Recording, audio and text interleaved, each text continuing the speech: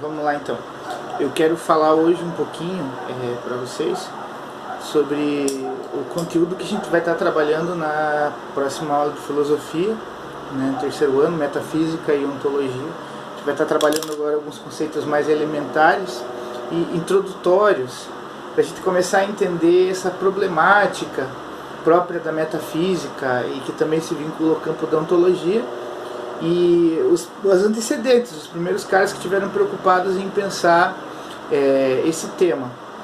Então, assim, aula passada a gente trabalhou um pouquinho o pensamento de dois filósofos gregos pré-socráticos, são chamados de pré-socráticos, não porque temporalmente eles existiram antes de Sócrates, mas porque eles se preocuparam com um certo tipo de problema filosófico diferente dos problemas filosóficos com os quais o Sócrates e o Platão e Aristóteles e toda uma tradição filosófica veio a se preocupar depois, que seriam os problemas antropológicos, problemas que são próprios do ser humano, a natureza do ser humano, problemas relacionados à política, como que a sociedade deve ser governada, se deve ser governada, problemas relacionados ao campo da ética, né, como devemos viver para viver bem, né, como devemos nos comportar, o que não é virtude, por que determinadas práticas são denominadas como práticas virtuosas, enquanto outras são denominadas como práticas viciosas. Então, problemas antropológicos, eles têm uma outra pegada, eles são próprios do ser humano, são problemas e questões que só o homem levanta, só o homem coloca, tá? Já os pré-socráticos, eles estavam preocupados mais com problemas de natureza cosmológica, né, que seria da ordem natural da realidade, do mundo físico, né? Talvez o que a gente pudesse colocar assim, que os problemas que eles se preocupavam, os pré-socráticos, são muito semelhantes aos problemas hoje que lidam os físicos, os químicos, os biólogos. Óbvio que naquela época com uma outra pegada, porque eles não se utilizavam do que a gente conhece hoje por método científico, tá? Mas então, eu vou lembrar um pouquinho algumas coisas que foram faladas na aula passada sobre esses dois filósofos chamados Heráclito e Parmênides. Bom, então vamos recordar o seguinte: num período histórico em que os filósofos estavam preocupados com a cosmologia, com a ordem natural da realidade, né, com a arquê, né, ou seja, qual que é o princípio fundante de toda a realidade, né, da onde toda a realidade deriva, né, qual é a causa fundante da realidade, né, talvez, para pensar um pouquinho melhor isso aí, a gente pudesse pegar o cristianismo como exemplo, né, no princípio, lá em Gênesis, afirma que era o verbo estava com Deus e o verbo era Deus. Então, no princípio de tudo, Deus é o fundador da realidade, Deus é o criador da realidade, Deus é arquê da realidade. A palavra de Deus é que funda toda a realidade. Essa é uma forma de pensar dentro de uma perspectiva cristã. Os pré-socráticos foram filósofos que muito provavelmente não tiveram influência do pensamento hebraico, né, do pensamento judaico-cristão, tá? Até porque eles são anteriores a Cristo, tá? Mas de qualquer forma eles estão pensando nesse problema, né, que é um problema sobre a origem da realidade. Então, o Parmênides e o Heráclito, eles vão colocar à tona um outro tipo de problema que até então não havia sido discutido, né, que é o problema que indaga ou que investiga a natureza do ser, o que é o ser, né? E aí a gente viu que o Heráclito é um filósofo que está enquadrado numa categoria que a gente vai chamar de mobilista, né? Para ele, a propriedade fundamental do ser é o fato de que o ser é devir, ou seja, o ser está em constante transformação.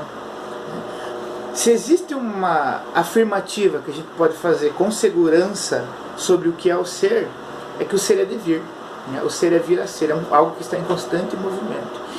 Esse fato dele estar em constante movimento é uma característica que nos permite identificá-lo.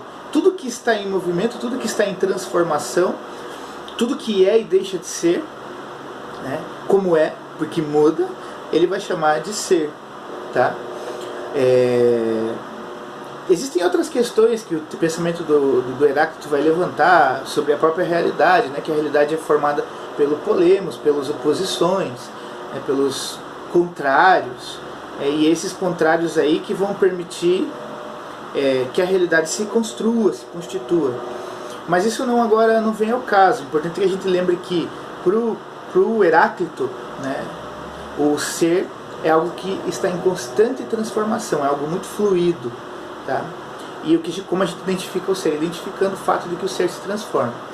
O Parmênides, que é um cara que é da cidade de Eleia, Heráclito era um cara da cidade de Éfeso, inclusive tem uma carta escrita pelo apóstolo Paulo no Novo Testamento, né, no Segundo Testamento, que ele escreve endereçado à igreja de Éfeso.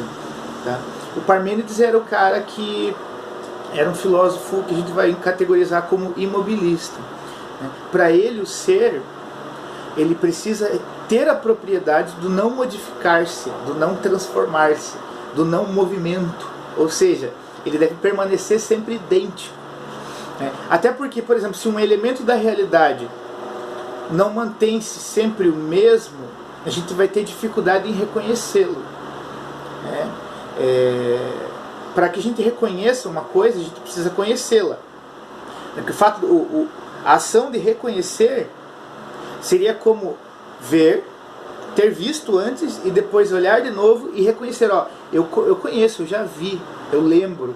Eu lembro por quê? Porque ele conserva um certo número de qualidades, que me permitem identificá-lo como aquele outro que eu tinha visto há um tempo atrás. Então, o ser para ele não pode sofrer alterações. Porque isso vai gerar um problema de ordem epistemológica. Como é que eu vou conhecer algo que está em constante transformação? Bom, se esse algo está em constante transformação, eu não poderia nem conhecê-lo. Então você vai ter aí basicamente duas teses bem distintas sobre o significado do ser. Para o Heráclito, o ser é devir, ou seja, aquilo que está em constante transformação, em movimento. E para o Parmênides, o ser é aquilo que não sofre alterações. O ser é aquilo que é estático, não muda. E se a gente prestar atenção nisso, a gente vai perceber que existe um problema aqui bastante interessante de ser examinado. Mais ou menos assim: você tem um certo objeto da realidade, vamos pensar aqui o termo ser, tá? Certo objeto da realidade, e você tem dois indivíduos olhando para esse mesmo objeto e afirmando que esse objeto é algo, o outro afirmando que esse objeto é algo. Mas essas duas afirmações sobre o que o objeto são informações contraditórias. É como se nós estivéssemos olhando, duas pessoas distintas olhando para a mesma coisa. Uma pessoa afirma que essa coisa é algo, e a outra pessoa afirma que essa coisa é o contrário daquilo que a primeira estava afirmando. É como se uma coisa fosse, ao mesmo tempo, outras duas e distintas. Aí a gente pode lançar alguns problemas. Será que esse objeto, ele é sempre ele mesmo e não muda? E os observadores que estão tentando analisar esse objeto e que estão formulando opiniões divergentes sobre o mesmo objeto estão equivocados? Ou será que apenas um dos dois está correto, né, e o outro está errado? Se apenas um dos dois está correto e o outro está errado, a gente vai ter que presumir ou questionar, tentar identificar qual deles que está correto, qual deles que está certo. Ou, se os dois estão corretos, a gente vai ter um problema ainda pior. Como pode haver um mesmo ente, o mesmo objeto, o mesmo ser, que se apresenta de forma distinta, e não apenas distinta, mas contraditória? Um cara que vai trabalhar esse problema do ser de forma bem interessante é um filósofo grego chamado Platão, bastante conhecido. O nome dele é Aristócles, e o apelido dele é Platão porque ele tinha ombros largos. Provavelmente ele era um cara muito fitness e cuidava muito do físico, tá? E aí a pergunta que ficaria seria essa, como uma coisa pode ser ela mesma e o seu oposto ao mesmo tempo? Ou seja, como o ser pode ser o que é e ao mesmo tempo o seu oposto? Para tentar trabalhar com esse problema, Platão ele vai desenvolver o que a gente vai chamar de teoria das formas ou das ideias. Tá? Então, como é que funciona isso aí? Platão ele vai afirmar que a realidade ela tem dois níveis. Você tem o nível primário e o nível secundário. Eu vou usar esse termo aqui, primário e secundário, só para tornar a fala mais didática. O nível primário da realidade seria o que ele vai chamar de essência.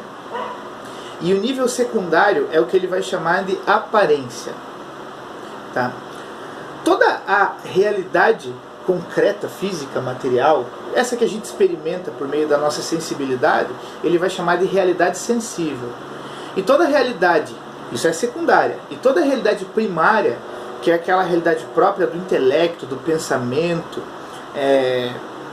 da dimensão abstrata, né, ele vai chamar de realidade inteligível. Nossa, mas isso parece algo muito complexo. Não, isso não é uma coisa muito complexa. Claro que tem um certo nível de complexidade, mas pode ser entendido no decorrer do desenvolvimento do discurso que eu estou fazendo aqui agora. Bom, vamos usar esse termo aí de realidade primária e secundária. Vamos pensar o seguinte. Eu vou dar um exemplo primeiro para a gente depois aprofundar teoricamente melhor isso aí. Imagine que eu estou numa sala de aula agora, eu estou dando aula. Eu não tenho um quadro grande, eu não tenho papel, eu não tenho caderno, não tenho nada, eu só tenho a minha fala. E eu quero que todas as pessoas que estão ali visualizem o que eu estou tentando dizer. E às vezes eu preciso colocar em algum lugar isso que eu estou dizendo. E aí eu penso, poxa, falta alguma coisa aqui nessa sala. E eu me deparo com uma problemática, mas pessoal, o que eu posso fazer, né, para resolver esse problema? Bom, e se eu escrever na parede? Se eu colocar um quadro na parede que me permite escrever nele? Pô, aí eu vou conseguir imprimir naquele quadro certas informações que todas as pessoas vão visualizar ao mesmo tempo e vão poder fazer um registro. Olha, eu acabei de criar na minha mente a ideia, eu acabei de fazer fluir na minha mente a ideia de quadro. Né? O quadro como sendo, eu estou olhando aqui porque aqui do lado é o portão, eu tenho que ver se não está vindo alguém, entrando alguém, para não atrapalhar aqui na aula. Mas esse quadro que está ali agora, tá? Na minha mente, esse quadro que está na minha mente, ele é uma ideia. Ele é uma ideia. Tá? É uma ideia que eu posso pegar e transformar ela em algo concreto. Então a minha ideia é algo inteligível, né? Algo abstrato, inclusive ninguém consegue ver a minha ideia, nem tocar, nem cheirar, nem degustar. Nenhum dos nossos 5 sentidos pode ter acesso às minhas ideias. Só quem pode ter acesso às minhas ideias é o intelecto, a minha intelectualidade. Então eu vou fazer esse quadro, e vou colocar na parede. Só que esse quadro que está lá na parede, ele tem algumas características. Primeiro, ele é corruptível. Por que ele é corruptível? O quadro concreto. Ele é corruptível porque ele foi criado, ele surgiu em algum momento e ele muda a sua condição. Quando ele é novo, ele está branquinho, depois ele vai ficando velho, imagine que seja um quadro para pintar com canetão, ele vai ficando mais, ele vai perdendo esse tom de branco que ele tem, as laterais dele que são feitas de algum tipo de metal vão se enferrujando, vão ficando sujas, em algum momento ele vai perder as propriedades de apagar, então eu só vou poder fazer um último registro e se eu não consigo apagar, e ele vai se tornar inútil. Para a finalidade a qual ele foi gerado. Então ele vai se corromper, ele vai perder suas qualidades, ele vai deixar de ser aquilo que ele surgiu, aquilo que ele foi gerado para ser. Tá? Então a gente percebe que ele foi gerado, ele foi criado, a gente percebe que ele é corruptível, a gente percebe que ele é material, né? Se ele é material, ele foi produzido, e também como toda matéria ele vai deixar de existir, ele vai se corromper, ele vai se desfazer, ele vai se desfragmentar. Ele é temporal, porque ele surgiu no tempo, no espaço, né? Vamos dizer assim, ele surgiu no espaço por um tempo, porque ele tem começo, meio e fim. Ele é dinâmico no sentido de que ele muda as suas características, ele vai perdendo algumas das suas características, e ele é finito. Tá? Vamos dizer assim, esse quadro, para facilitar o nosso entendimento, esse quadro é o que o Platão vai chamar de aparência. É um aspecto da realidade que é aparente. Aparente por quê? Porque ele muda, se transforma, deixa de ser. Essa ideia da realidade como uma aparência está muito próxima daquele pensamento do Heráclito, de que a realidade ela é o devir, vir a ser aquilo que está em constante transformação. Só que Platão, ele não finaliza o pensamento por aí. Bom, existem as coisas concretas, materiais, que são fluidas, que se transformam, que são corruptíveis, mas elas têm uma fonte, uma origem, né, que seria o aspecto primário da realidade, que é o que Platão vai chamar de essência, né, ou ideias, ou formas. Ou seja, antes do quadro existir como uma coisa concreta, física, posta no espaço e no tempo, ela existia como uma ideia na minha cabeça. Mas daí você pergunta, mas essa ideia da sua cabeça, ela não foi gerada em algum momento, né? Gerada pela necessidade de você ter um aparato, um instrumento para materializar as ideias no quadro, para os alunos enxergarem? Sim, ela surgiu na minha cabeça, ela passou a estar na minha cabeça nesse momento, mas isso não significa que eu a tenha criado, produzido ela do zero. O que Platão quer dizer com isso é que toda a realidade ideal, essencial, ela existe atemporalmente, ela existe independentemente de mim. Ela é uma coisa objetiva. Ela não existe na minha cabeça como uma mera criação da minha cabeça, né? Assim, essa ideia já existia. O meu esforço racional, intelectual, me permitiu apenas acessá-la. Ela já estava lá. O que eu fiz, meu esforço foi único e exclusivamente para acessá-la, para chegar até ela, né? E assim seria toda a realidade material, né? Toda a realidade material, enquanto um elemento concreto, sensível, que existe no mundo sensível, ela deriva de uma ideia que não é sensível aos nossos sentidos, mas que ela é inteligível, ela é acessível, né? Discernível, apenas pelo nosso intelecto. E essa ideia, ela independe do nosso entendimento, do nosso conhecimento dela, né? Seria mais ou menos assim. Vou pegar um exemplo bem esdrúxulo, talvez. Não sei se esdrúxulo, mas vamos colocar aqui. Muitas pessoas dizem que Deus não existe, que Deus é uma invenção da cabeça humana, ou de um indivíduo, ou de um coletivo. A gente poderia dizer que para Platão isso não seria algo aceitável, né? Porque se Deus é, por exemplo, uma ideia criada pelo nosso intelecto, puramente criada pelo nosso intelecto, então Deus é uma coisa gerada. Se é uma coisa gerada, ele é uma coisa corruptível. Corruptível em que sentido? Vamos imaginar o seguinte: se Deus é uma ideia gerada pela nossa cabeça, o dia que a humanidade deixar de existir, Deus também não vai mais existir. Deus encerra. Deus existe apenas como uma propriedade do nosso intelecto, mas na verdade não. Para Platão, se você usar o Platão como referência, Deus existe, Deus é independente do nosso intelecto. O dia que deixarmos de existir, independente da nossa existência, ele continuará sendo, ele continuará existindo. Assim também, por exemplo, os cavalos. Se um dia os cavalos entrarem em extinção, o que vai ter entrado em extinção são as aparências do cavalo, as aparências da ideia de cavalo. Porque a ideia cavalo continuará existindo. Se um dia todos os tigres, as onças, certas espécies de plantas deixarem de existir, elas vão deixar de existir apenas como elementos aparentes daqueles aspectos secundários da realidade. Mas enquanto aspectos primários da realidade, eles vão continuar existindo como ideias, independente da gente ter acesso ou não a elas. Mas como é que a gente vai conhecer a realidade se ela ela é toda organizada, toda ordenada como ideias? Como é que a gente vai ter acesso a ela? Não sei como é que funciona isso. Veja, todas as ideias já existem. O nosso papel não é criar nada, é apenas acessar. Você vai ter aí uma ideia filosófica sobre educação essencialista, né? Que conhecer nada mais, não é desbravar algo novo, né? Porque as ideias já existem independente da gente, elas são atemporais. Conhecer seria uma espécie de reminiscência. Platão trabalha muito sobre isso. Seria como se lembrar de algo que nós, por alguma razão, esquecemos. Platão usa a analogia do corpo como um túmulo. O corpo físico, a nossa alma, ela é eterna, é uma espécie de ideia quando ela habita o corpo, ela esquece. Só que antes de habitar o corpo, ela vivia junto com as outras ideias, no mundo das ideias, tendo acesso a toda a realidade, como a realidade realmente é, tendo acesso ao ser da realidade. Aí quando a alma incorpora no corpo, ela deixa de lembrar, ela esquece. E aí o esforço intelectual, o esforço filosófico é um trabalho que se faz para reacessar essas ideias.